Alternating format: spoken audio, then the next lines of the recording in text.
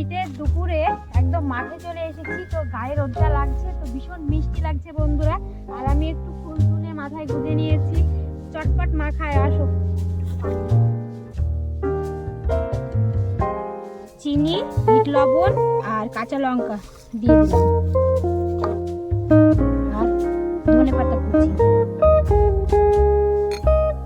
লঙ্কাটাকে আমি একটু হাত দিয়ে মচলিয়ে নেব।